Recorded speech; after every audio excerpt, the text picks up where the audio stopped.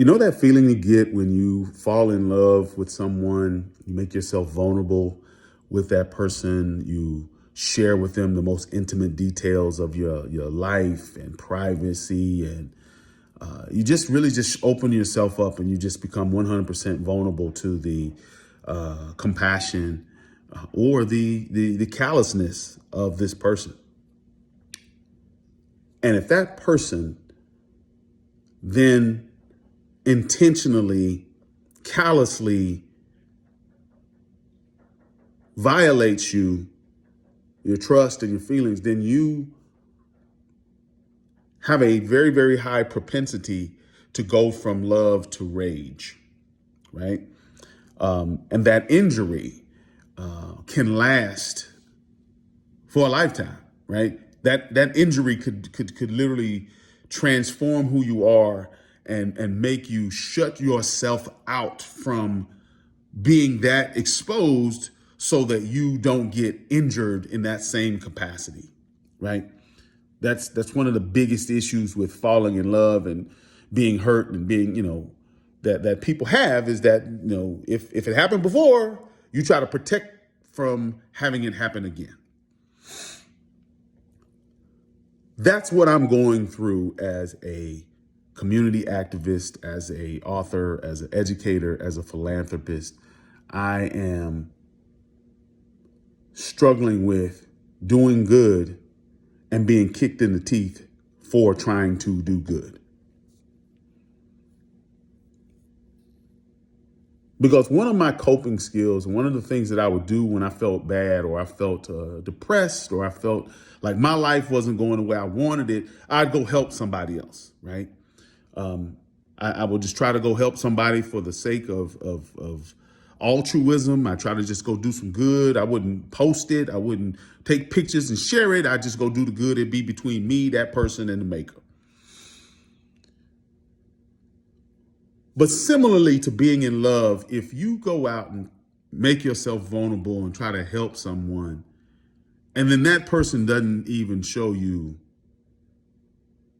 gratitude, doesn't show you appreciation for your resources, your kindness, your desire to help, your altruism. Even worst case, that person turn around, stab you in the back, and then make you out to be the villain because you tried to help them. Then that same type of reflex can happen, right? Where you become callous and you say, you know what, I'm not gonna help nobody else. I've tried to help, and you know what, look what happened to me. I got kicked in the teeth. I tried to help that person, and they running around telling everybody how I'm the villain.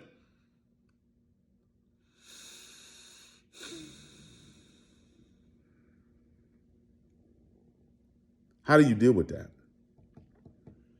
And I will say that you have to simply push through. That you really have to embrace what altruism is. You have to embrace that, look, you just do good for the sake of doing good. And don't allow your pain, don't allow your injury, don't allow the actions of one individual make it bad for the next individual that you meet or that you possibly have an opportunity to help or to encourage or to love or to support. I think that's part of the maturation process, right? That's part of becoming an adult. That's part of becoming a critical thinking, fully functioning person, is that you don't let the fact that someone hurt you keep you from continuing to do good for somebody else or falling in love with the next person. Because all you're going to do is